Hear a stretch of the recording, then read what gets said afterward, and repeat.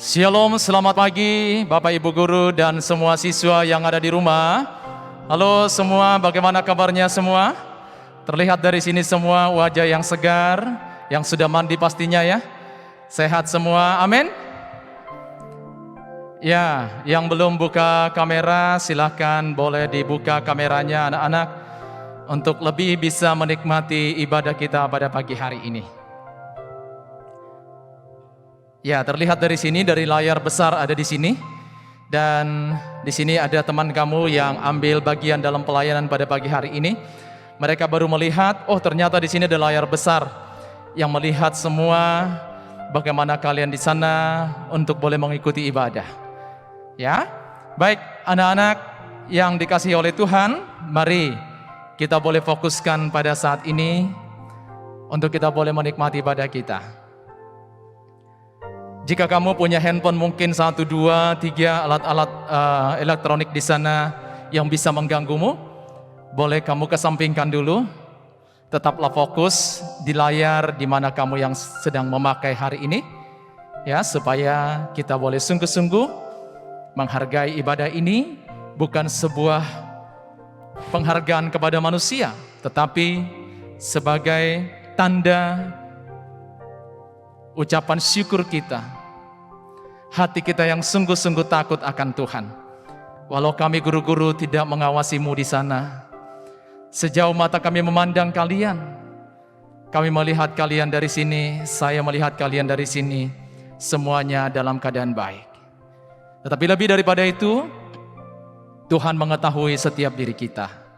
Mari kita ambil teduh sejenak untuk kita boleh memulai ibadah ini. Saat teduh dimulai.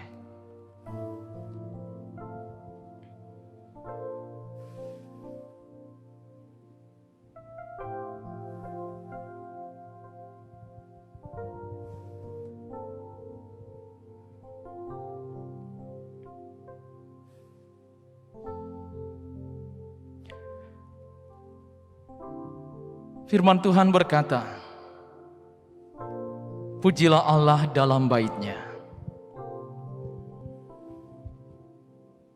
Bersorak-soraklah bagi Tuhan, hai seluruh bumi.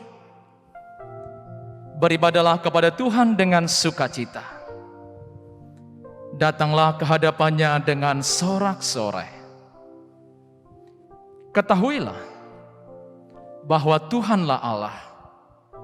Dialah yang menjadikan kita dan punya Dialah kita, umatnya dan kawanan domba gembalaannya. Masuklah melalui pintu gerbangnya dengan nyanyian syukur, ke dalam pelatarannya dengan puji-pujian. Bersyukurlah kepadanya dan pujilah namanya, sebab Tuhan itu baik, kasih setianya untuk selama-lamanya, dan kesetiaannya tetap turun-temurun. Mazmur 100 ayat 1 sampai ayat yang kelima menegaskan kepada kita bahwa kita semua yang ada di sini saat ini berkumpul bersama-sama untuk boleh beribadah adalah umat kepunyaan Allah, dan Dia hendak menunjukkan kembali kepada kita kesetiaan dan kebaikannya di dalam hidup kita. Sebab siapakah kita sehingga kita boleh menghampiri Dia? Karena kita adalah manusia-manusia yang lemah, penuh dengan dosa, tetapi kasih-Nya tetap memilih kita. Mari bersama-sama seluruh siswa yang ada di rumah bangkitlah berdiri, dan seluruh Bapak Ibu Guru bangkitlah berdiri. Kita akan bersama-sama menyambut firman Tuhan ini dengan penuh ucapan syukur. Tuhan itu sangat baik di dalam hidup kita. Lagu ini mungkin masih asing buat kalian di zaman kalian, tetapi lagu ini menunjukkan bagaimana kebaikan Tuhan itu kita boleh nyatakan terus dalam hidup kita. Di hadapan kemegahan-Mu, ku datang menyembah-Mu, membawa hatiku, membawa hidupku. Ku teringat kasih setia-Mu di dalam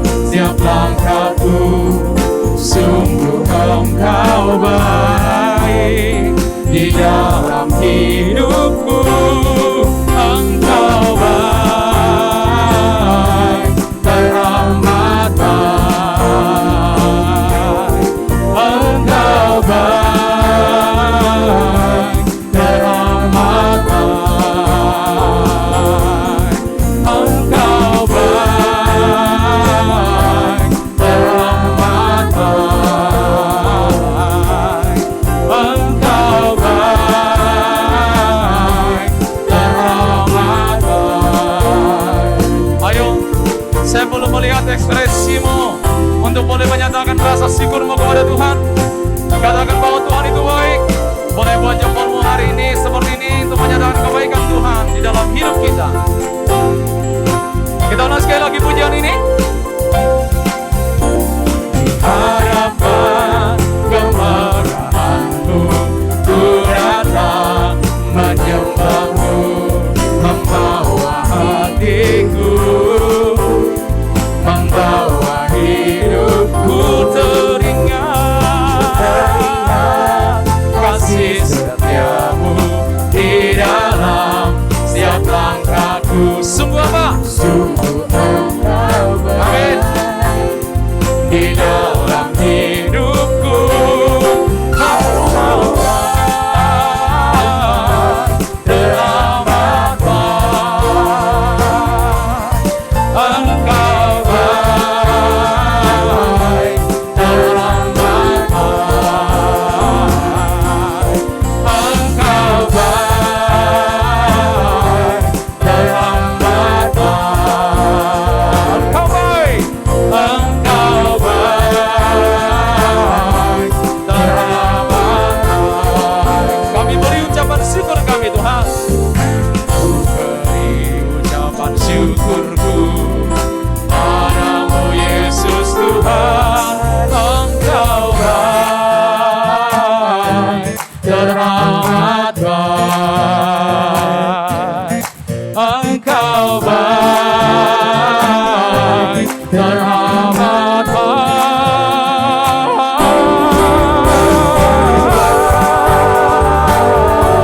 Teramat baik. Engkau baik,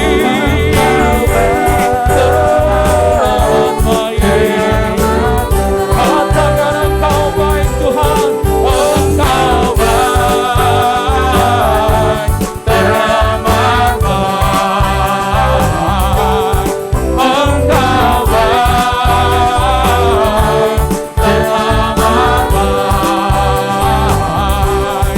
Engkau baik. Kita boleh berikan tepuk tangan karena kebaikan Tuhan di dalam hidup kita. Kita nyatakan rasa syukur kita kepada Tuhan. Mari bersama-sama yang dikasihi oleh Kristus, kita masih dalam tetap berdiri. Kita boleh saat ini kita teduhkan hati kita untuk lebih dalam menikmati hadirat Tuhan. Untuk kita boleh mendengarkan pesan Tuhan di dalam ibadah yang kita lakukan hari ini. Tuhan mengenal setiap hati kita. Tuhan mengenal setiap pribadi kita. Tuhan, terima kasih. Saat ini Tuhan, kami sudah boleh memuji-Mu, mengekspresikan rasa syukur kami kepadamu atas kebaikan-Mu yang mengumpulkan kami ada di sini dan memanggil kami Tuhan untuk boleh beribadah, menikmati kebaikan-Mu. Tuhan Yesus, terima kasih. Berkati kami lebih dalam ya Tuhan, dengan lagu-lagu yang kami boleh nyanyikan, sungguh membuat kami menikmati hadirat Tuhan. Dan sungguh juga menjadi kemuliaan bagi nama-Mu. Dan pujian yang kami naikkan berasal dari hati kami, sebab Engkau mengenal setiap pribadi kami. Bapa, Engkau mengenalku lebih dari siapapun. Engkau tahu seluruh isi hati kami.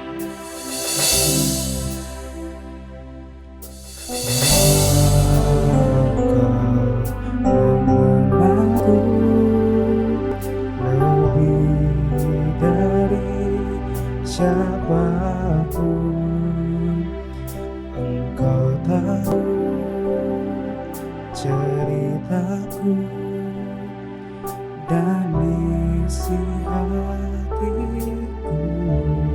Tidak peduli masa lalu kami Tuhan,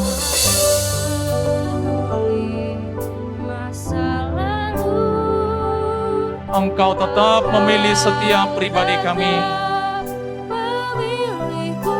Engkau mengubahkan kami, menjadikan kami karya yang indah. Jadi karya yang indah. Kini aku percaya tiada yang mustahil bagimu. Kuasamu kuatkanku, dasarku berharap. Kini aku berserah pada rancangan-Mu bagiku. Ku ikuti panggilan-Mu, ku kan setia sampai akhir hidupku. Mari anak-anak yang di rumah, kita nyanyikan dengan segenap hati kita sekali lagi pujian ini untuk menjadi pengakuan dari hati kita di hadapan Tuhan. Bapa, Engkau mengenal kami, tidak ada yang dapat kami sembunyikan dari hadapan-Mu.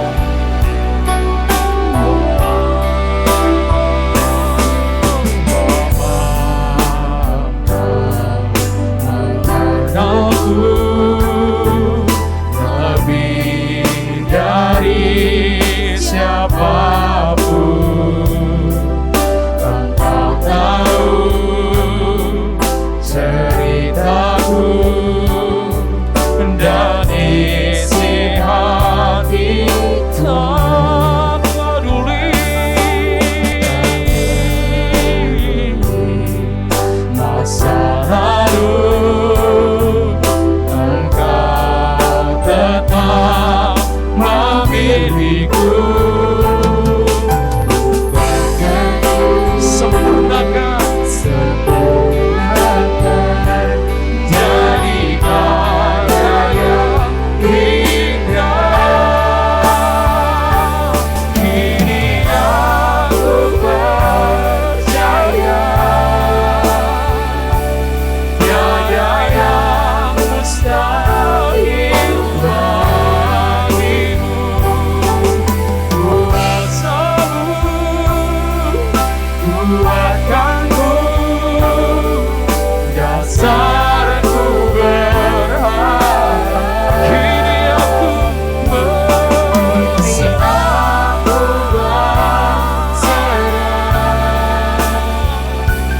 pada rancangan-Mu bagiku. Ku ikuti panggilan-Mu, ku kan setia sampai akhir hidupku. Ku ikuti panggilan-Mu Tuhan, ku ikuti panggilan-Mu, ku kan setia sampai akhir hidup. Kami ikuti, ku ikuti panggilan-Mu, bukan setia sampai akhir hidupku.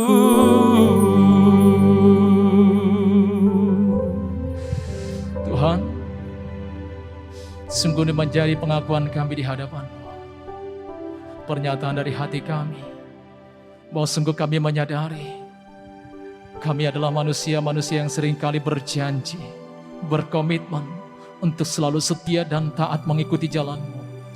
Namun seringkali yang kami lakukan adalah bagaimana kami melupakan setiap janji dan komitmen kami. Namun Engkau tetap Tuhan menyapa kami dengan lemah lembut. Engkau tetap memilih kami menjadi anak-anak-Mu dengan penuh kasih. Dan kami mau mengikuti panggilan-Mu. Jika pada hari ini Engkau memanggil kami untuk beribadah, bukan hanya sebuah kewajiban dan sebuah program dari sekolah ini. Tetapi kami rindu setiap anak-anak kami senantiasa menyadari bahwa setiap ibadah dimanapun yang mereka ikuti adalah undangan dari Tuhan, adalah panggilan dari Tuhan untuk kami boleh senantiasa bersyukur kepadamu ya Tuhan, dan melihat begitu nyata kasih-Mu di dalam hidup kami. Terima kasih, ampuni kami Tuhan dari segala dosa kami, agar kami lebih lagi layak menjadi anak-anak Allah, layak untuk boleh menjadi pilihan-Mu. Terima kasih Tuhan. Di dalam nama Tuhan Yesus Kristus kami berdoa. Amin. Silakan duduk Bapak Ibu dan seluruh siswa yang sudah boleh dengan taat untuk boleh berdiri walaupun kamu ada di rumah. Karena kita taat kepada Tuhan, bukanlah kepada Pak Jamal yang ada di sini ya anak-anak ya. Jadi ketika kalian dipanggil untuk berdiri, itu adalah undangan Tuhan buat kita. Demikian juga kami ya, seluruh siswa yang ada di sini. Di sini ada beberapa, ada sekitar 10 ya, anak-anak teman-teman kamu ada di sini. Kami juga guru-guru beribadah. Ketika MC mengatakan, WL mengatakan, ayo kita berdiri. Kami semua guru-guru berdiri anak-anak. Karena apa? Karena kami juga mau menunjukkan ketaatan kami kepada Tuhan, bukanlah kepada manusia. Itulah yang kami rindu ingin senantiasa bagi kalian yang kalian tanamkan di dalam hati kalian. Ketika beribadah, lakukan itu untuk Tuhan, bukanlah untuk manusia.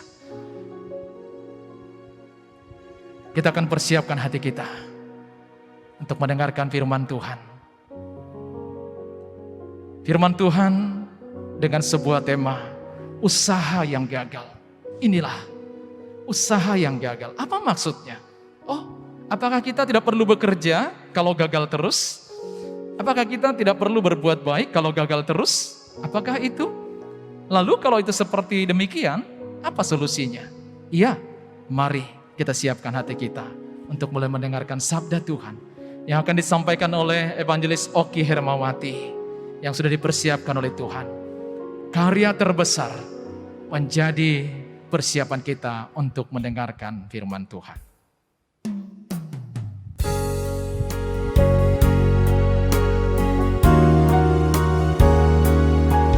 Saya mengajak kita kembali dengan sungguh-sungguh anak-anak dan seluruh siswa yang ada di sini dengan segenap hatimu menyanyikan pujian ini lebih dalam lagi.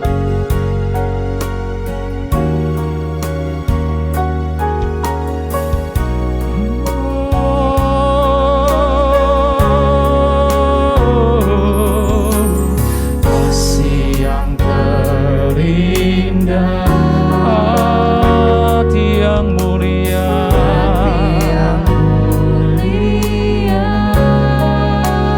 Temukanlah di dalam diri kami Yesus, seperti yang kami temukan di dalam diri-Mu Yesus. Hati yang sungguh-sungguh memuji menyembah-Mu. Pujian dari hatiku selalu di setiap waktuku.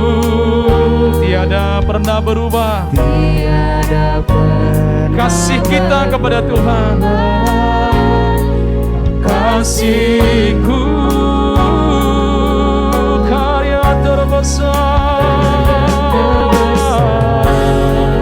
dalam hidupku, pengorbanan-Mu yang selamatkanku.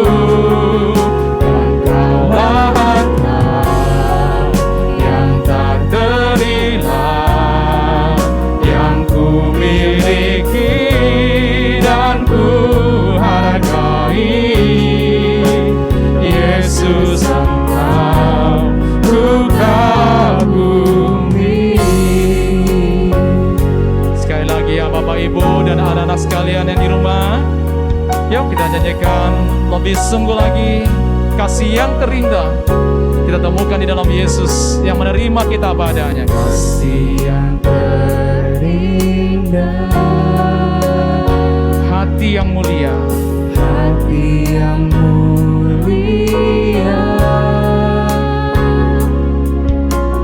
Hanya ku temukan di dalam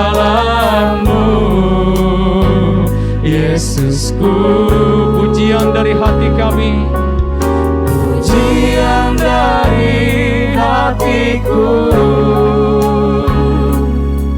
selalu di setiap waktuku. Tiada pernah berubah kasihku. Oh, karya terbesar dalam hidupku, pengorbananmu yang selamatkanku.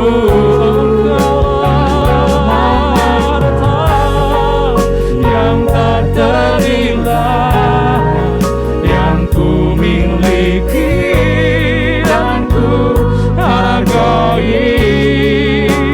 Yesus, Engkau ku kagumi. Oh, karya terbesar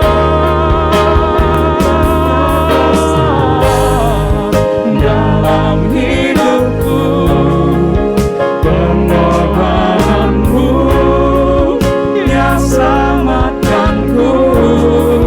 Engkaulah harta yang tak ternilai, yang ku miliki dan ku hargai. Yesus, Engkau ku kagumi. Yesus, Engkau, Yesus, Engkau ku kagumi. Yesus, Yesus, Engkau ku kagumi.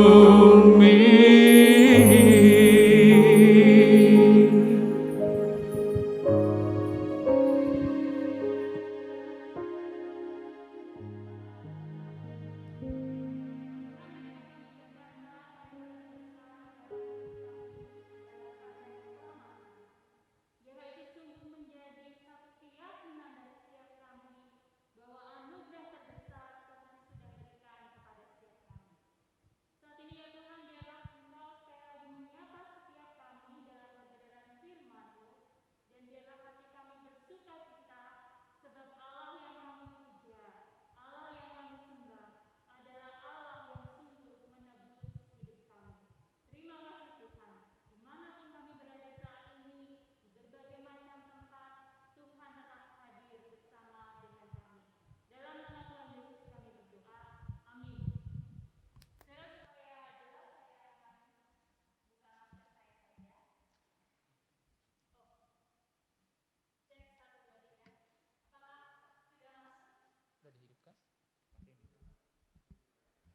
Oh, cek 1, 2, 3. Apakah sudah masuk? Sudah dihidupkan? Udah nyala? Udah nyala. Sudah nyala.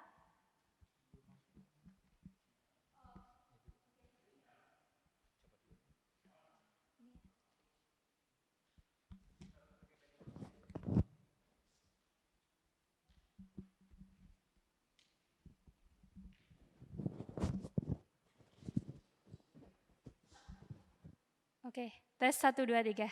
Oke saudara, mari kita bersama-sama membuka satu bagian firman Tuhan dari Roma pasal yang ketiga, ayat yang ke-20. Firman Tuhan katakan demikian.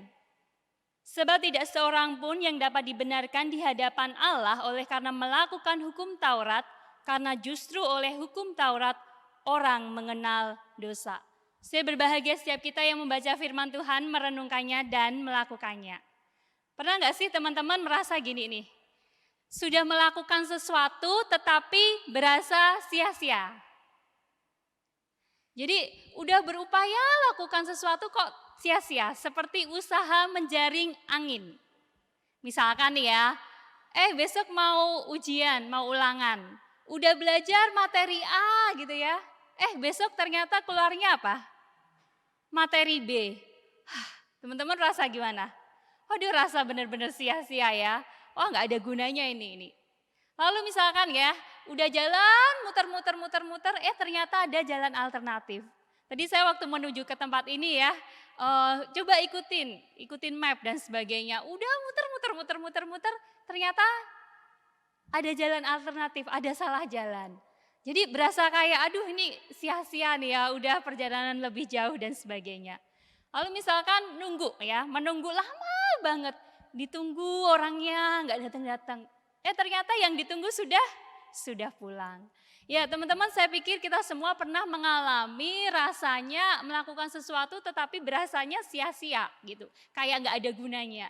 Seperti usaha menjaring angin. Tema kita hari ini adalah usaha yang gagal ya. Yang rasanya nggak ada hasilnya, percuma gitu ya. Nah, bagaimana tema ini berkaitan dengan kita punya keselamatan. Di dalam Roma 3 ayat 20 bahwa keselamatan hanya di dalam Tuhan. Nah, banyak orang berpikir, wah bisa loh, ada usaha loh untuk melakukan sesuatu supaya kita selamat.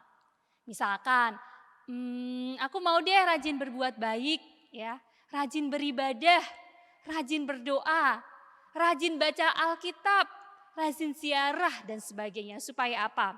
Supaya selamat, supaya masuk surga. Banyak usaha yang dilakukan manusia untuk mendapatkan keselamatan. Tapi saya menyebutnya itu sia-sia, tidak ada gunanya.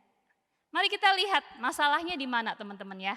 Masalahnya adalah di manusia itu ketika dia lahir, dia itu sudah punya status orang berdosa.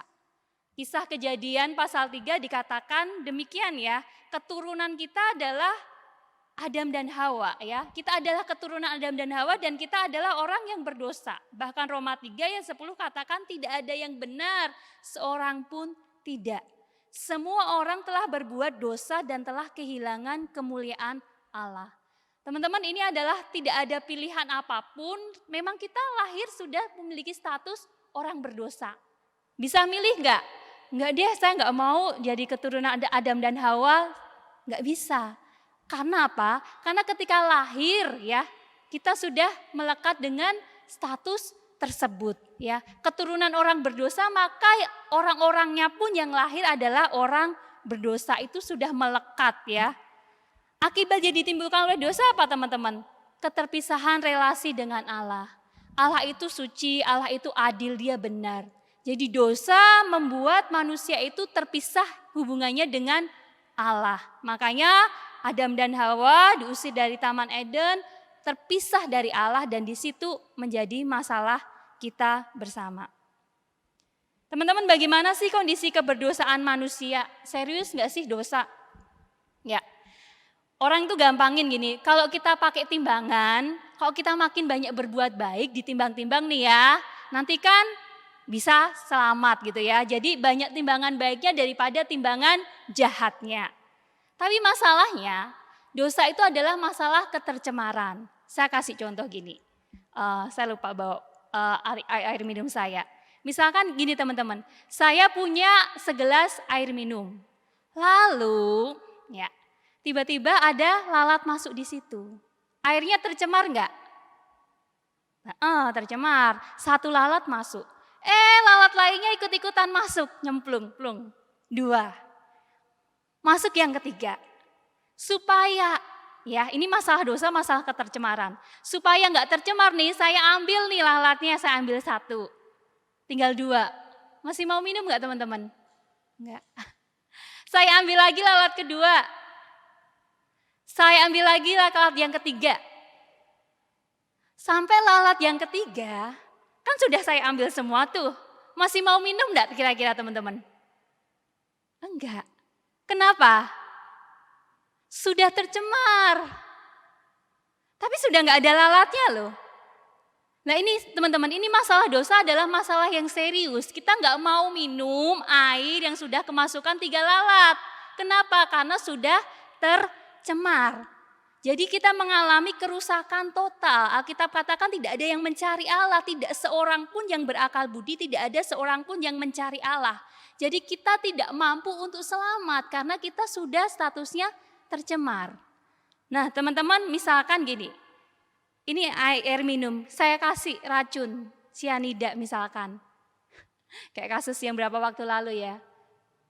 Lalu teman-teman mau minum enggak? Enggak mau minum kan? Kenapa? Tercemar. Nah itu gambarannya ya, masalah dosa ini adalah masalah yang serius, bagaimana Allah yang suci, Allah yang benar, Allah yang adil, tidak bisa didekati dengan manusia yang kondisinya sudah tercemar.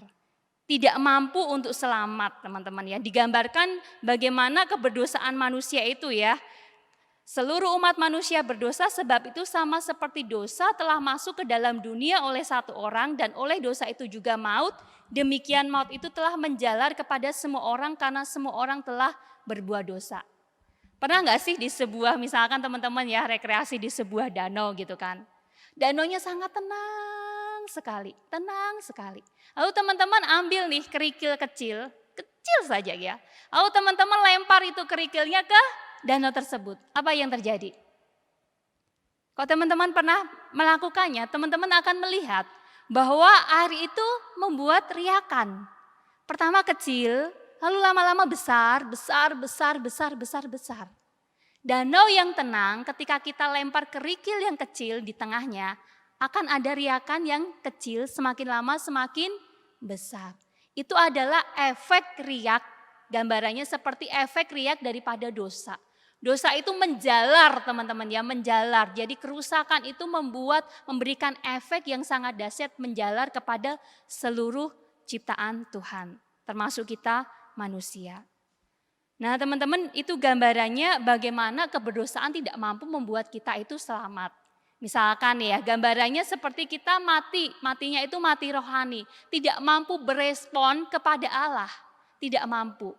Teman-teman kalau misalkan pergi ke rumah duka gitu ya, ke rumah duka, misalkan orang yang meninggal itu teman-teman mungkin dalam hidupnya pernah berbuat salah sama teman-teman.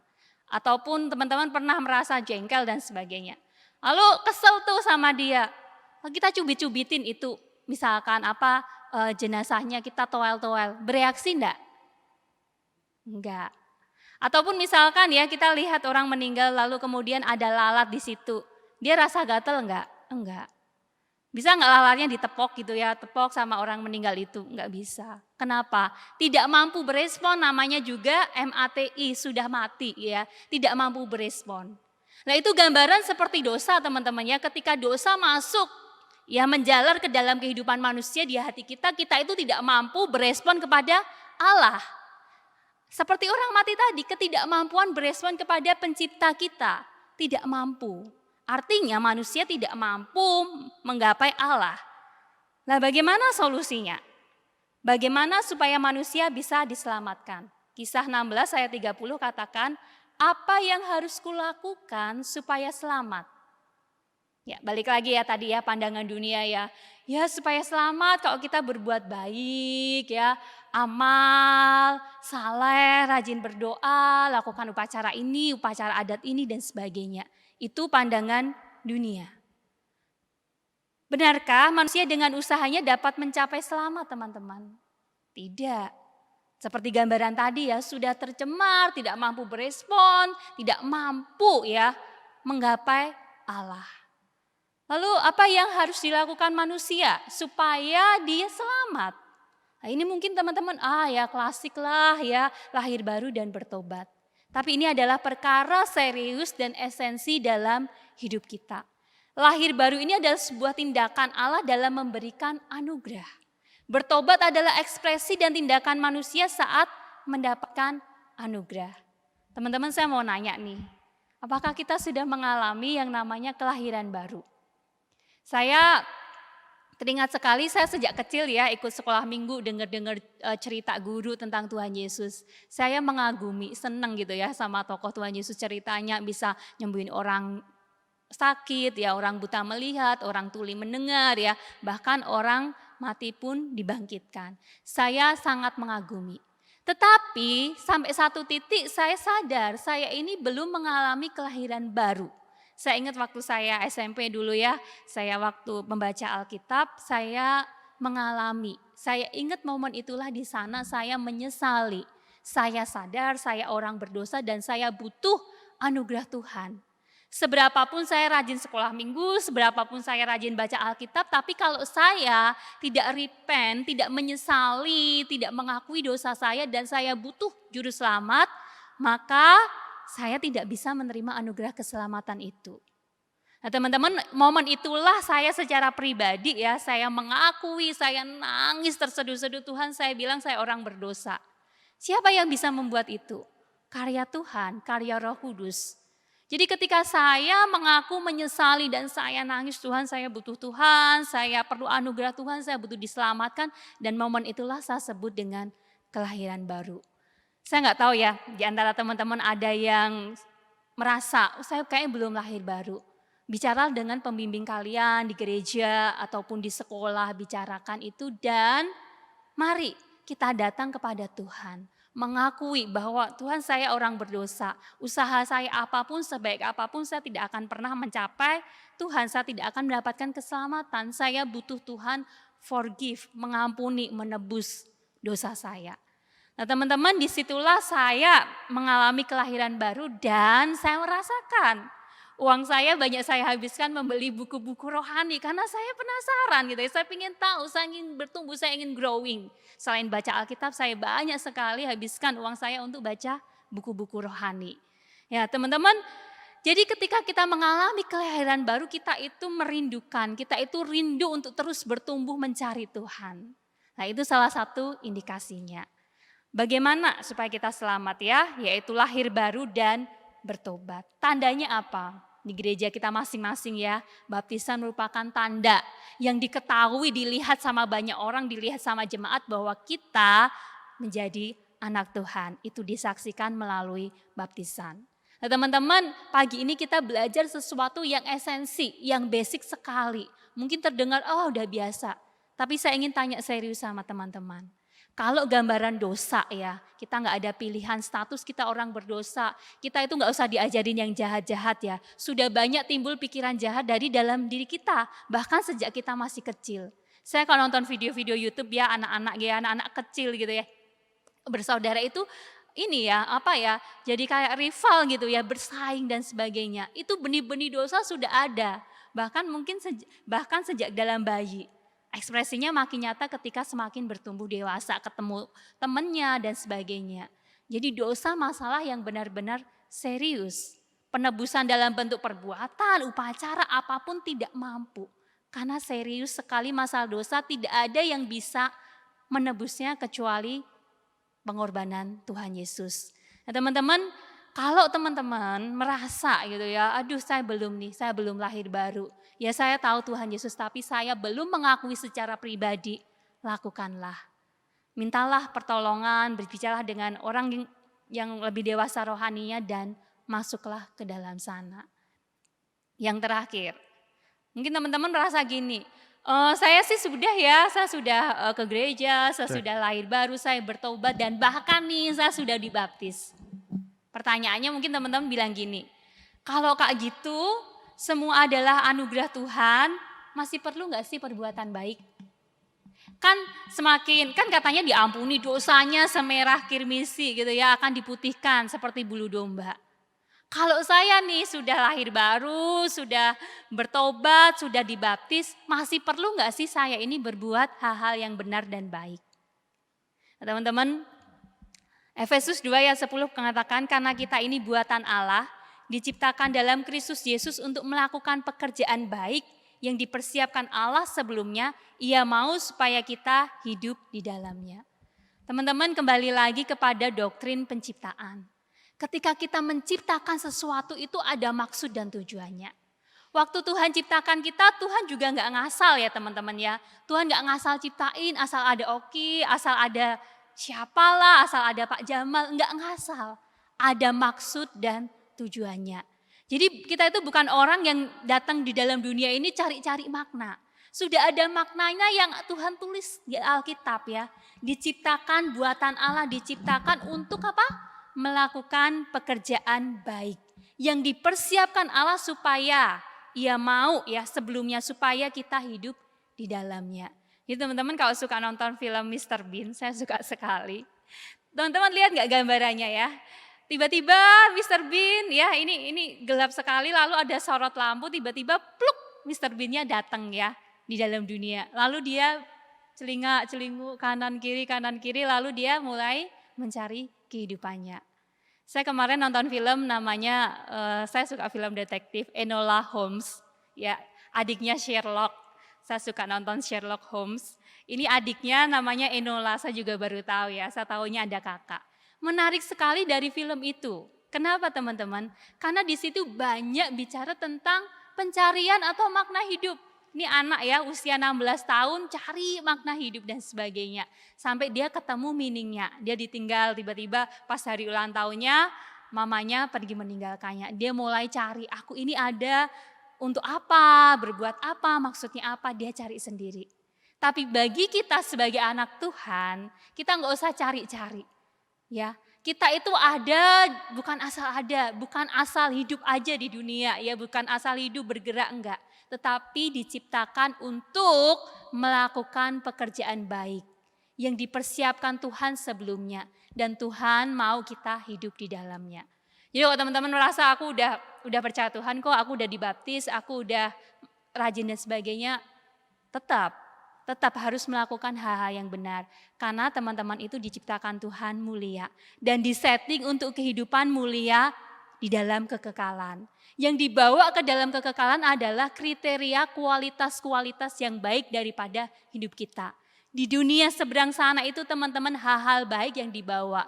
Tapi yang namanya kejahatan, iri hati, ya, sumpah serapah, caci maki tidak ada di dalam nilai kekekalan.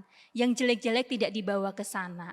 Dan di dalam Yohanes 15 ayat 16b dikatakan, dan aku telah menetapkan kamu, ditentukan supaya kamu pergi dan menghasilkan buah dan buahmu itu tetap.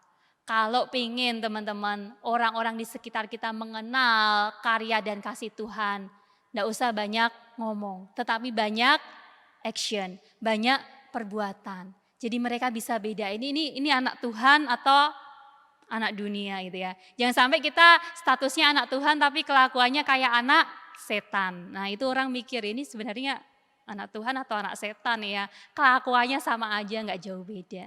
Nah teman-teman, karena itulah mengapa penting di dalam hidup kita, sekalipun kita sudah mengalami ya lahir baru baptisan, kita terus harus menghasilkan buah. Kiranya memberkati kita semua, mari kita satu dalam doa. Tuhan, pagi hari ini kami belajar sesuatu yang mendasar, bahwa usaha apapun untuk kami mencapai Allah, untuk kami selamat, semuanya sia-sia. Karena faktor dosa yang melekat di dalam diri kami, status kami orang berdosa dan benih dosa di dalam hati kami butuh karya dan anugerah daripada Tuhan sendiri. Tidak ada usaha manusia sebaik sesuci apapun bisa mencapai, tidak ada timbangan manusia seberat apapun perbuatan baiknya bisa diselamatkan.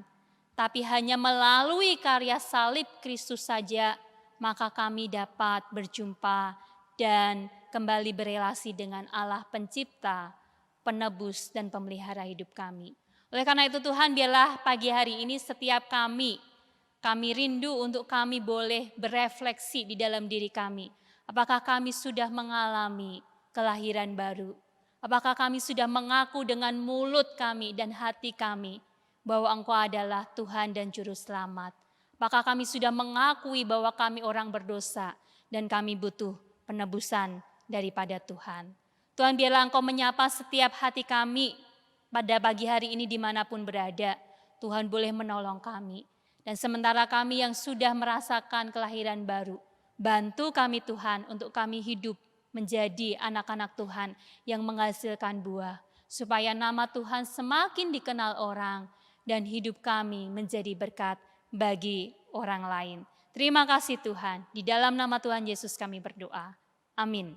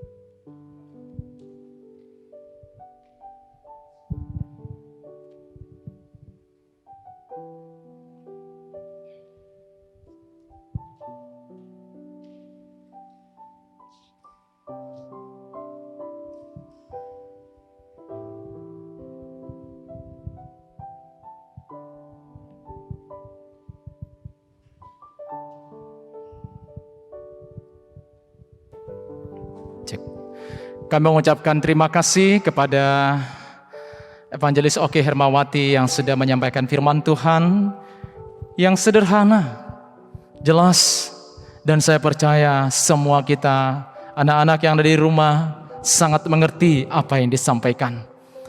Karena tidak ada bahasa-bahasa yang terlalu tinggi di sana, membuat kita semakin memahami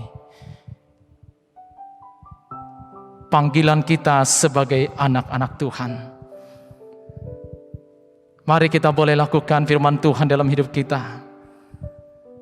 dengan satu, taat.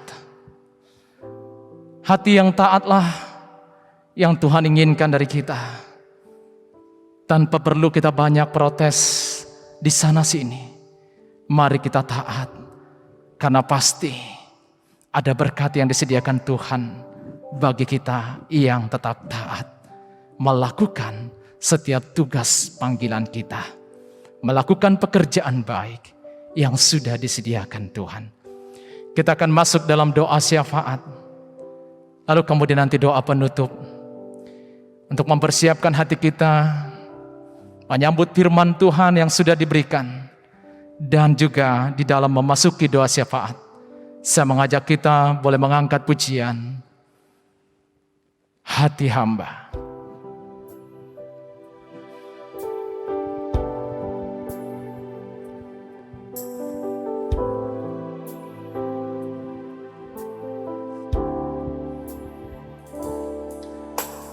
Ku tak dapat lupakan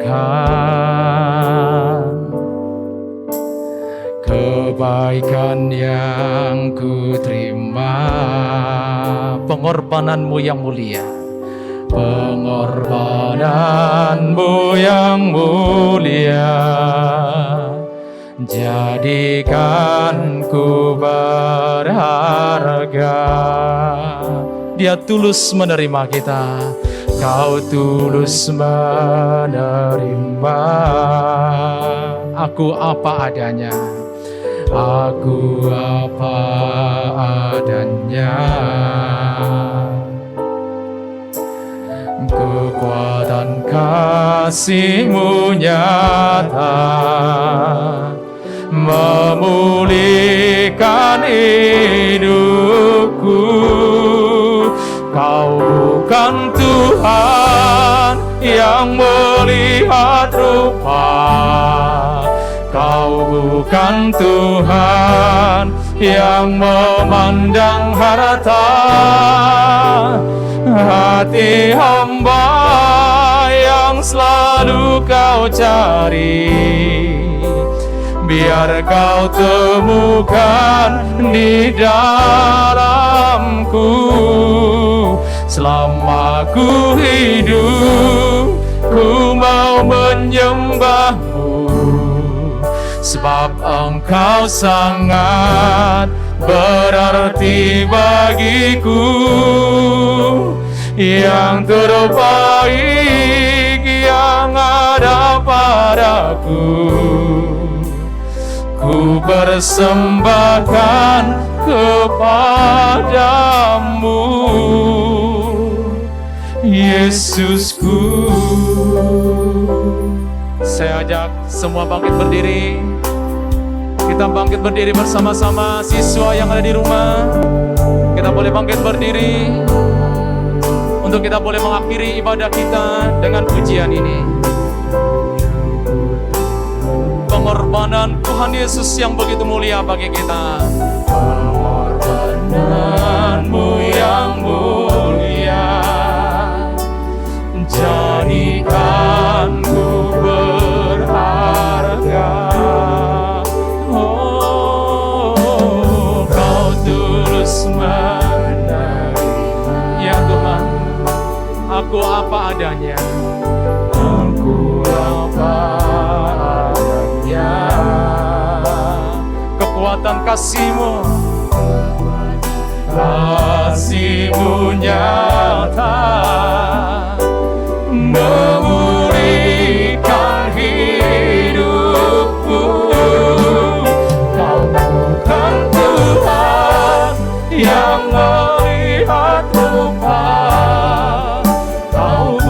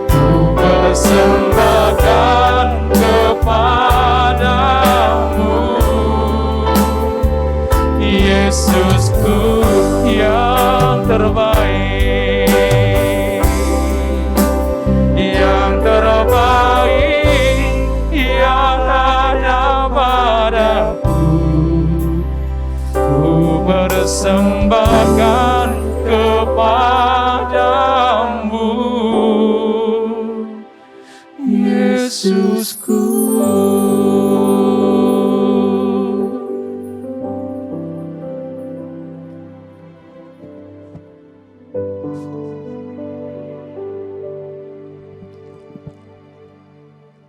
Saudara, mari kita satu hati di dalam doa. Tuhan, Kau Tuhan yang tidak memandang muka, tidak ada pilih kasih, semua sama di mata-Mu. Kepada Tuhan yang penuh dengan cinta kasih inilah kami datang di hadapan-Mu, menaikkan doa syafaat kami kepada Tuhan. Tuhan, pertama kami ingin berdoa Tuhan untuk masa pembelajaran jarak jauh ini Tuhan. Kami tahu Tuhan ada di antara anak-anak-Mu yang begitu susah hati, biasa berinteraksi secara nyata, bertemu dengan teman-teman, tetapi ketika memasuki pembelajaran jarak jauh ini, ada berbagai macam rasa yang kami rasakan. Kadang kami mulai bosan, kami mulai kesepian, kami mulai jengkel, kami mulai marah, kami mulai uring-uringan, dan rasa-rasa yang lain yang sebenarnya tidak sesuai dengan apa yang Tuhan mau. Tapi biarlah Tuhan menolong kami Tuhan, untuk kami bisa melewati masa-masa seperti ini dengan justru bergantung semakin dekat dengan Tuhan. Dan ketika kami belajar Tuhan, ketika kami mempelajari sesuatu secara jarak jauh, berikan kepada kami kemauan, berikan kepada kami kemampuan untuk bisa mengerti semuanya ini Tuhan. Tuhan, peluklah setiap kami dan tolonglah kami, untuk kami tetap menikmati pembelajaran demi pembelajaran yang disampaikan oleh guru-guru kami ataupun materi-materi yang kami pelajari secara mandiri. Dan kami juga berdoa Tuhan untuk persiapan PAS. Kami tahu nilai bukan segala-galanya, tetapi kami bertanggung jawab untuk bisa memberikan yang terbaik dari setiap kemampuan, kompetensi yang Tuhan sudah berikan. Biarlah apa yang kami pelajari saat ini Tuhan, ketika kami akan mengerjakan PAS nanti, Tuhan memberikan kepada kami ketelitian, ketekunan, kecermatan, sehingga melalui hasil yang baik ini, nama Tuhan pun dipermuliakan. Tak lupa kami juga berdoa untuk guru-guru kami dalam segala persiapannya. Tidak mudah juga buat guru-guru kami untuk menyesuaikan segala keadaan, tapi biarlah Tuhan tetap memberikan sukacita, kemampuan, dan untuk setiap guru-guru kami bisa memberikan yang terbaik dalam pengajaran. Akhirnya Tuhan, kami berdoa untuk sekolah kami tercinta Tiara Kasih. Kami belajar di tempat ini, kami bertumbuh di tempat ini. Mohon berkat Tuhan untuk sekolah kami ini Tuhan. Biarlah sekolah Tiara Kasih menjadi sekolah yang unggulan, yang mencerminkan, yang menyatakan kemuliaan Tuhan di dalam diri setiap kami yang diajar di dalamnya, dan juga setiap para pendidik.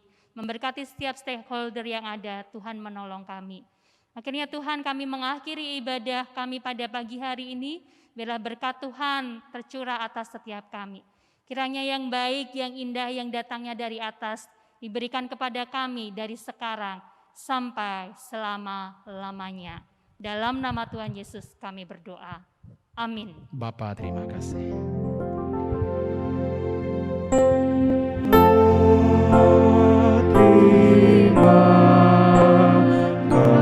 kasih Bapa, terima kasih Bapa di dalam surga. Puji, terima kasih.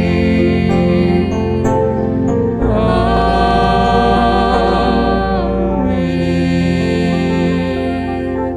Silakan duduk bersaat teduh sejenak.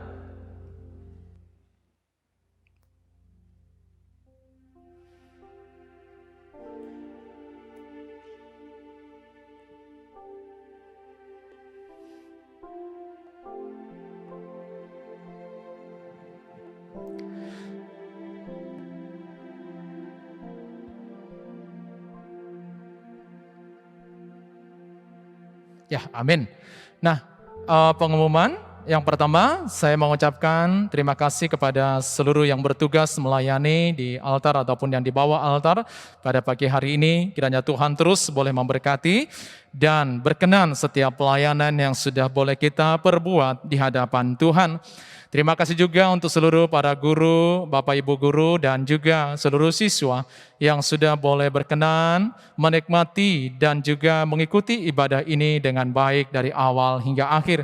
Dan biarlah juga setiap apa yang kita lakukan berkenan di hadapan Tuhan. Dan saya menegaskan untuk kalian nanti boleh submit catatan khotbahnya di Google Classroom sesuai dengan kamar yang sudah Bapak siapkan. Oke, ada pengumuman dari panitia Natal plus juga dari OSIS ya. Saya persilakan kepada para bless.